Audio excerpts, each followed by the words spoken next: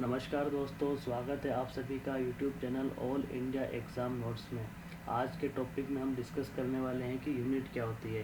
किसी भी चीज़ की लंबाई, चौड़ाई, ऊंचाई नापने के लिए या फिर उसका एरिया नापने के लिए या फिर उसका आयतन नापने के लिए हमें हमेशा उसकी यूनिट की ज़रूरत पड़ती है। यूनिट को हिंदी में इकाई बोला जाता है। हम इस टॉपिक को इस तरीके से डिस्कस करेंगे कि इसको हिंदी मीडियम और इंग्लिश मीडियम वाले दोनों स्टूडेंट्स आसानी से समझ सकें। तो सबसे पहले हम आते हैं किसी भी चीज़ की मौजूद चीज़ की 3 डायमेंशन होती है। या तो वो 1D में होगी या फिर 2D में होगी या फिर 3D में होगी।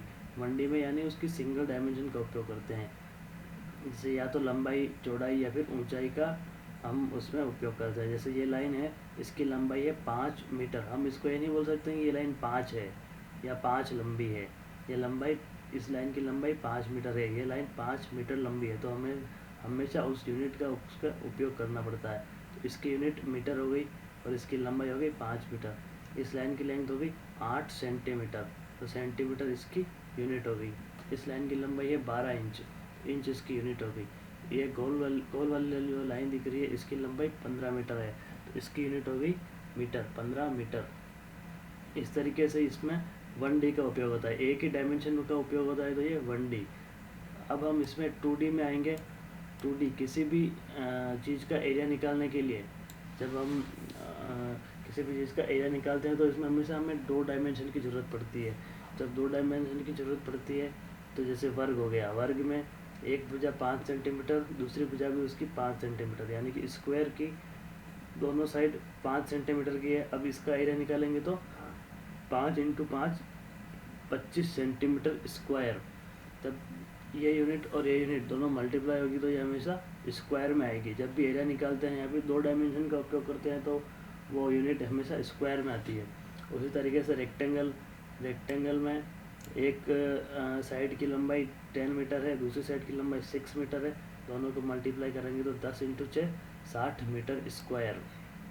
इसी तरीके से एरिया इस सर्कल का एरिया, इसकी रेडियस r है, इसके एरिया का फॉर्मूला था पाई आर स्क्वायर।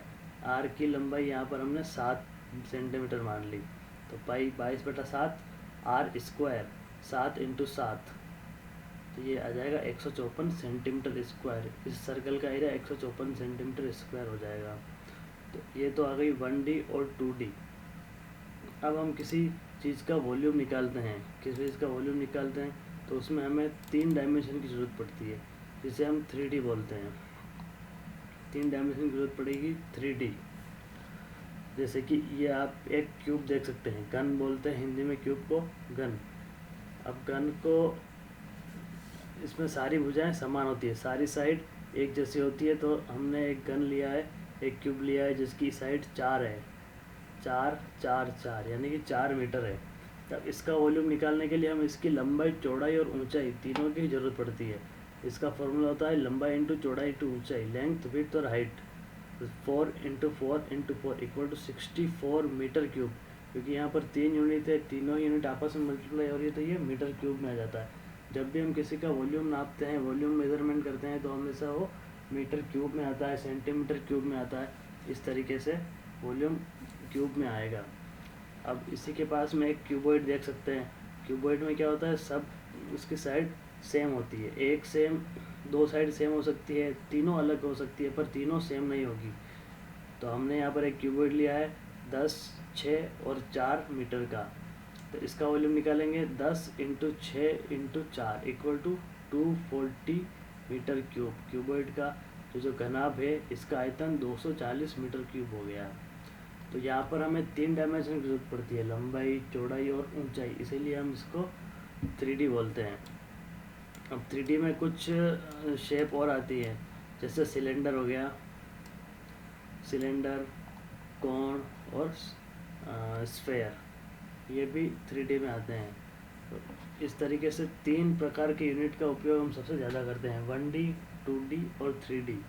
कोई भी आप न्यूमेरिकल ले लीजिए, किसी भी कंपटीशन एग्ज़ाम में या फिर स्कूल या कॉलेज की जो स्टडी होती है, उसमें इन 3 डायमेंशन का बहुत ज़्यादा उपयोग होता है। इसको हम एक्स, वाई और जेड, एक्स, वाई, जेड से भी समझ सकते हैं।